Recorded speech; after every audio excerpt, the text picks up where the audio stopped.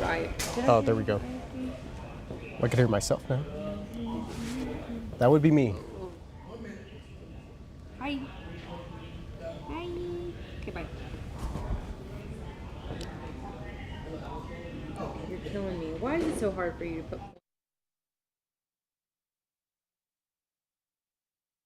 Intro. Oh, yeah. No, I just fixed it.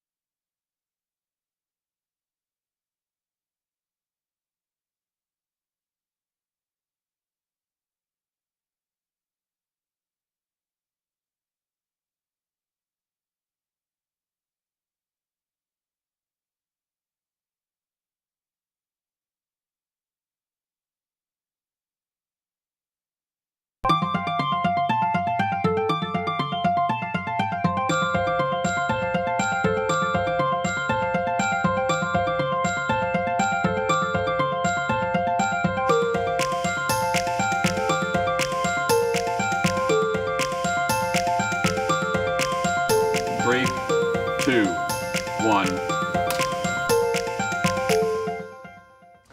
Good Tuesday morning, everybody, and welcome to Ksat News Now, streaming from the buzzing metropolis that is the Ksat newsroom. Metropolis.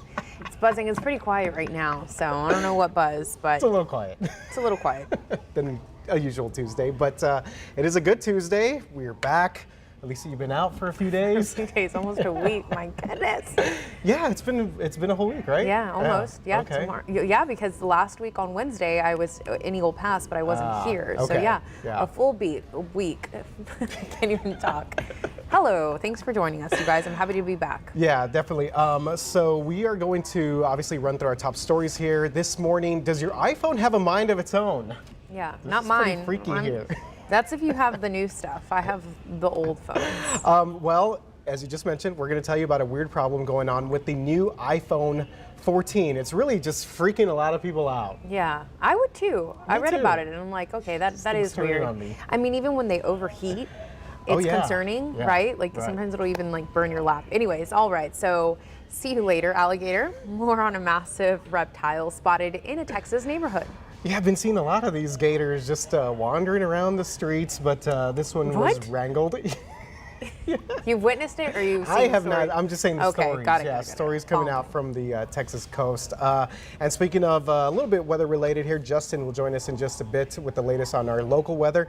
And of course, we're going to be talking about Hurricane Fiona as it continues to leave some pretty massive devastation behind. Yeah, but first we start with a growing battle over immigration. So there's a criminal investigation. It's underway into how migrants were transported out of San Antonio. It's different than we've really ever heard. So Barrera County Sheriff Javier Salazar launched an investigation into who is behind the recruitment of nearly 50 migrants in San Antonio being flown to Florida and Massachusetts. Yeah, some developing news here over the past few days. So Javier Salazar insists that the migrants were lured under false pretenses, promised work at a hotel, but instead shuttled to an airport and then dropped off in Massachusetts. And that would be in Martha's Vineyard, a very high-profile place there in that area. And Javier Salazar said that this is all just a show just to make a political point. So he went on to say, quote, they had a right to not be preyed upon and played for a fool and transported halfway across the country just for the sake of a media event, of a video opportunity, end quote. All right, so Republican Florida Governor Ron DeSantis claimed that he claimed credit for these two charter flights of migrants to Martha's Vineyard again. So he told NPR and other media outlets that it was part of the state's program to relocate migrants to a sanctuary destination. Salazar said that he has persons of interest in the case, but till now he hasn't named any suspects. There's a lot of confusion there, and he also didn't know what specific crimes were committed. Therefore, it's unclear what specific charges this person, or if it's a group of people involved, that they would be faced, they would face. Well, there's obviously a lot of layers to this. Yeah, and even during absolutely. our morning meeting when we discussed kind of our layout, our stories for the day, I mean, this was pretty much this dominated our entire meeting for the most part. Yeah, I think there's just, it's complicated. We've seen now Texas has been doing this now with the buses, the charter buses. But this, as you mentioned off the top here, this is something that is completely different. Yeah, so the big question there, what RJ is referring to, is what's the difference between what you see at a federal level, right? Because federal authorities are the ones that do have the right to work when it comes to immigration. Then what is the state's role? Does the state actually have a legal role in all of this? And as we've seen in the last few months, Governor Greg Abbott, through Operation Lone Star, has been very adamant about busing migrants out of the state to prove a point, and he has said that. And so now you're dealing with a different situation, which is an individual lying to migrants allegedly to get them to go onto these planes. So under what pretenses? So we're reaching out to immigration lawyers. The ACLU has been very outspoken in the case for Governor Greg Abbott, again, busing migrants out. So I've reached out to them, and hopefully we'll hear back today to get an interview of what about this situation now, right? Where an individual is allegedly lying and getting these migrants on these chartered flights. Is that legal? And also Sheriff Salazar also saying that he is talking with an attorney representing some of the migrants to find out exactly what may have happened and to really kind of get a firsthand account of who maybe these individuals spoke to. Also leaving many questions about just the status of these migrants too. I mean, now they are in a different state than when they crossed over, so it's a bit led to a lot of different questions, and right now, as Alicia just said, we're trying to figure out some of the answers to all of these things. All right, so we'll keep you updated with that, but for now we move on to Uvalde. So school in Uvalde has been back in session for about 2 weeks now, and last night the school board met for their monthly meeting. The community continues to press for more accountability from the school district and better protection for current students. Parents insist that all police officers with the school need to be investigated. So after the open forum, the focus shifted toward what comes next, right? What's the future look like in Uvalde? So Huckabee, a Texas architecture firm, presented a plan to build a new elementary school there in the city of Uvalde. Jeff Rodriguez and Carrie Brady presented 3 site options for the new campus and said that the estimated construction would be done by October of 2024. And like with anything, there will be a community advisory committee, and that'll be made up of school officials, teachers, parents, and Uvalde PD representative and business owners. Monday night, the board met behind closed doors to discuss personnel matters. When they reconvened, no action was taken and no further details have been shared about those personnel matters. Which is difficult because, again, that is what parents, we have heard community members ask for, and it's unclear exactly what was discussed. Again, very vague. Personnel matters, and that's it, and no update was provided. So another waiting game, right? To wait and see what was discussed and what will happen. Yeah, and right now, obviously, with Robb Elementary out of the mix, the students that were set to go there are scattered across the other schools in the district there, and there's obviously been a lot of donations being made to the school and to the community as well. I think HEB was one that said that they were going to donate $10 million to build a new elementary school there. So I'm hoping that that's all part of this whole process, but again, this has just been kind of this long waiting period for a lot of these parents and the community there. And unfortunately, it looks like that long waiting game will continue. And now to the latest with Hurricane Fiona. It's threatening more deadly flooding as it slams the Turks of Caicos Islands after having devastated Puerto Rico. The hurricane cut power for millions in Puerto Rico and also left more than 1 million without running water in the Dominican Republic. So at least 4 people have died because of the severe weather, 2 in Puerto Rico and 1 in the Dominican Republic. And you would imagine that once some of these floods subside, it's going to potentially see more harm or more damage there. So this is the first major hurricane of this year's Atlantic hurricane season. It's a Category 3. Which is crazy to think, because I remember, saying that it was very quiet, a very calm season. So it's horrible to see what's happening. And the images and videos across social media have shown you just how bad it is. Communities destroyed and just neighborhoods flooded throughout the entire region. I actually reached out to one of my friends who is also in the news industry. He's from Puerto Rico. Reached out to him yesterday to see if his mom was okay, because it's just terrifying to think that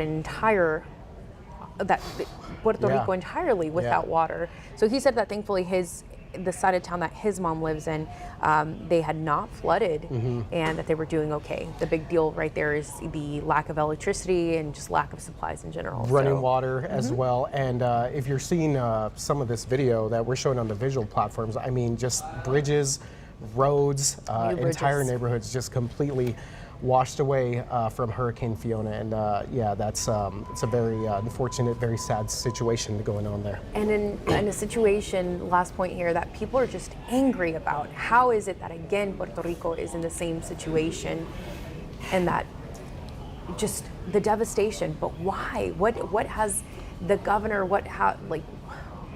why, right? Sure. I It's feel just- like this you're is so like every angry few about it. years that they have to completely rebuild their entire infrastructure. I think part of the problem was Maria, I think it's what you guys were referring to 5 years ago, did an incredible amount of damage. It was a very powerful hurricane. And it feels like within those 5 years, there wasn't a lot done to protect from the next one. And here's where we are with Fiona. And you saw the images here. Let me show you where Fiona is right now. And this is a powerful Category 3 hurricane. So there's the Turks and Caicos. It's moving right over the Turks and Caicos as we speak, with winds of 115 miles per hour, gusting to 140. That will do damage. North-northwesterly, that's the movement at about 9 miles per hour. Where does it go? It starts to pick up steam as it moves north. And it will strengthen even more, potentially to a Category 4 storm, before weakening a little bit as it passes right by Bermuda. Probably not a direct hit there, but they'll see some damage as well, and that's Friday. By the time we get into the weekend, it's moving up into colder waters over Newfoundland, probably falling apart. But it's not just Fiona, guys. We have other systems out there that are starting to take shape. And I think we're going to have Gaston on our hands here very soon. This is Tropical Depression number 8, just formed this morning. It is going to strengthen and probably into a tropical storm here soon. But with this one, it stays out of our open water. It's not a problem. Doesn't really affect the land. This probably falls apart. But here's my biggest concern when it comes to the Gulf of Mexico and to the Caribbean in general. There is a 70% chance of development now with this wave. And as it moves into the Caribbean, it looks like the environment will be favorable for some development. And that would be over the weekend as this makes its way into the Caribbean. So we're going to have to see what happens with this. It's still too early to say where this would go, where it would move. Models are still kind of all over the place on this, but it is something we need to keep watch on as it moves west in the coming days. And again, if we get a name here, which we may get later today with that storm up north, Gaston would be next. Hermine next in line. You see the rest of the list there. It has been a pretty slow start to the season, but things are now picking up as you would expect. Okay, we got a trivia question for you real quick, which pertains to the tropical activity. Which country do you guys think gets hit by the most tropical cyclones? Your choices are Cuba, China, Mexico, or Madagascar. Notice the United States is not on that list. No. Is it a trick question? It's I not. feel like it might be. It's not. No, it's not. He doesn't trick us. There's only one trickster, and that's Sarah Spike. Madagascar in there. That's throw an that in interesting there. one. Just like Tropical Google, cyclones. where is Madagascar? I'm going to go with C. Mexico. Okay. Okay, I just feel like there's always something going on. Like it's frequent. I'm gonna say B, because I always feel like in China there's always like these super typhoons, Okay. these super, the underground like earthquake stuff. I mean, I know that's probably tsunamis. There you Okay. go. Tropical cyclones. Okay, well, you know what, RJ? Oh wow. Look at you go. Comes back you. and gets Wow, it right great on job. the first I'm gonna time. walk off now. Here's why. China has a year-round typhoon season, where here we just have, a set season between May and November, essentially. There in China, they have it all year long. So they've had 127 typhoons since 1970. That's a lot. Philippines is next, Japan's next, then Mexico, then the U.S. We rank 5th, by the way, if you're curious, for countries that are most hit by tropical cyclones. All right, back to the forecast real quick. We've got partly cloudy skies here right now. It's going to be a warm afternoon. This is the other big story, is the heat. And right now we're sitting at 83 degrees at the airport, 86 at Port SA. Heat index values are already jumping into the 90s. Feels like 90 in Converse, 93 Stinson, feels like 93 right now in Converse. And look at Gonzales. Already feels like 96. Come on, we're in September here. You would hope for some relief. We don't get much this week. High pressure sits over top of us. I think we're setting some records this week. Places like San Antonio and Austin could get up to near 100. This is Friday as that heat high sits over top of us. That would tie a record. And then the other question becomes, will we now set the record for most 100-degree days? I thought we were past that. We're not. We have another opportunity Making a comeback. It's making a comeback. High pressure does move out of the way, though, by Monday. I think we get a front through here, cools us down to, 90, but that's a cool down, and we get some drier air in here. So here's how it looks in the 7-day forecast. Thursday, by the way, is the official start to fall. The equinox is at 8:04 p.m. Next day, first full day of fall, 99. The record is 99. 97 Saturday, 96 Sunday, and there is the quote-unquote relief on Monday with some windier conditions, but it's much drier, so the mornings and the afternoons will feel much, much better. That's so funny. The first official full day of fall, possibly setting a record. Pretty Texas incredible. weather for you. How close are we to breaking the 100-degree record? If we hit 100 this week, it'll tie it. If we hit it twice, we'll set You it. know what? I'm all about breaking a record. No thanks, not that one. Thursdays and I mean, Not that 99 one. to 100 is not that big of a difference. 99 to 100. He's Yeah, let's got a just get point. let's If just get we that might as well record. just do it and get it out of the way, right? Do it. Yes. This guess way we so. never have to think about this. Like, I want to see you standing out there. That's true. That is true. Yeah. Now I think about it, having to go Yeah. outside. and Well, do, okay, you wish yeah, for my it. Be bad. careful what you wish for, right? Thank you, Justin. Yep. All right, moving on now to some big tech news. We were talking about this iPhone story. Well, the new iPhone's camera updates, they have some significant upgrades, perfect for people that love to take photographs, selfies, and content creators. There are serious and weird issues going on with the new iPhone 14 Pro and Pro Max. Which, again, are we surprised? We shouldn't be, because usually something brand new, you want to wait until later. All right, so here's what's going on. Some users say their phone is buzzing and shaking while they use the camera apps like TikTok and Instagram, Facebook even. So Okay. shaking and... Conspiracy theories abound Oh, here. come on. So it happens when the user tries to open the rear camera. So that results main in camera, right? uncontrollable shaking. I want to know what this is like of the camera lens. Plus, they describe hearing the phone rattle. Does I anyone think here in the phones are newsroom attacking have the us. new iPhone? Jason? I was going Jason to is comment filling in something now. else, but all right, okay. So Apple says they're of course aware of the problem. How could they not be? And they're going to figure out a fix. And that solution is set to be released next week. All right, Which is so they're kind going of to take crazy. a whole week to Hold figure on, out but these shaking. isn't that crazy? Like your phone, imagine your phone is shaking right now and Yeah. you're like, what is going on? You tell Apple and they're like, hey, we got it all I under know. control. We'll just control some things over here on the Yeah. cloud and you'll be set. That's kind of weird. Hit us up next week. Hopefully your weird. phone doesn't completely turn on you and just Yeah. have a mind of its own. So other problems here in the tech, well now more of the gaming world, right? Yeah, So it's a big the story. Grand Theft Auto leak. Did you hear about it? If you didn't, now you know. The leak is real. Video game publisher Rockstar Games confirmed the news recently. And this is, just so you know, they're very tight-lipped about their gaming system. Oh. So this is big. Yeah, this is like top It's like secret, 60 minutes, confidential. 50 minutes of the game. Yeah, like U.S. government. Oh gosh, okay. So this leak includes early developmental footage for the next Grand Theft Auto, saying it was this is Grand Theft Auto now, saying that it was a network intrusion by an unauthorized third party. Yes, they keep this stuff very, very secretive. Apparently, part of this game, you're going to be able to see yourself in the future. What? Yes, I haven't played Grand Theft have not Auto played in Grand Theft probably Auto like in a long 20 time. years. Yeah. So You're probably like 30 or more, right? Anyways, all right. So it's been a little while. now to some chomping news. Okay. Florida is Chomping wide, news. right? Don't they chomp? They do. Yeah, Alligators? they go Okay. like that. Yeah. Well, Florida is widely known for being home to alligators, but lately, Houston has a problem. They appear to be a hotspot for giant reptiles too. All right, repping for Houston there. Harris County Constable Mark Herman said that in a tweet that a 10-foot alligator was roaming around in Atascocita subdivision, that's in the northeast part of Houston, and people who live in the neighborhood said the gator was first spotted on security That's cameras. terrifying. Yeah, it was later hoisted onto a trailer and is now in the custody of animal control. Gross. I don't know what I would do. So you can read Yeah, what more would you do about if you this saw a right gator now walking on ksat.com. What would I do?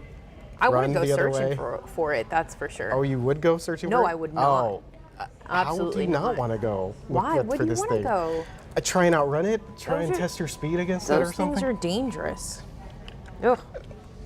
That's Apparently, weird, though. this gator, Houston. though, according to eyewitness reports, they said that it appeared to be very tired, very sluggish. So I guess this gator was out of its element and just decided that it was time for it to maybe go back home. It wasn't there to cause any problems. I was going to start asking questions, but you know what I can do? Go to ksat.com and read more about it. Look, it's just a gator's world, and we're all apparently just living in it now. But shout out to Houston. There's been a lot of gator sightings out there It was just recently. roaming around this neighborhood. That's crazy. And the fact is that it's been like common. Yeah. Yeah. More common sightings. Yeah, that's something we need to. I'm gonna check with Justin Horn on that. Well, they usually say, like back, I remember when Hurricane Katrina. Yeah. Like they were saying that, isn't that usually how animals, Okay. because of the flooding? yeah, they end up getting sort of Yeah, uprooted from their natural habitat and stuff. So maybe this goes back. How old is this alligator? So many questions. We'll look into it. Well, I want to throw in one more tidbit because Okay. Jason Foster, he's one of our APs. He's stepping in Shout today. out. Yeah, shout out to Jay Bing, bing, Foster here. bing. And he just got in my ear and said that apparently alligators like marshmallows. Really? Wow. Can we confirm that? I don't know. He says he has video. He'll show us. Hold on, going back to, we just can't let this alligator story go. Okay. So back on September 13, Mary Claire, one of the digital journalists, she posted a story about a 400-pound alligator spotted in another Texas neighborhood. That is crazy. Okay, so look into this, you guys. I'm on saying, it's a KSAT. gator's world. This was We're in just living in Katy. it. Oh my gosh. That's terrifying. Gross. I, All right. for one, will follow the command of these king gators whenever Oh my gosh. All right, you guys. Well, thanks for tuning in this Tuesday. We will see you tomorrow at 11 a.m. Have a great day. Have a good one.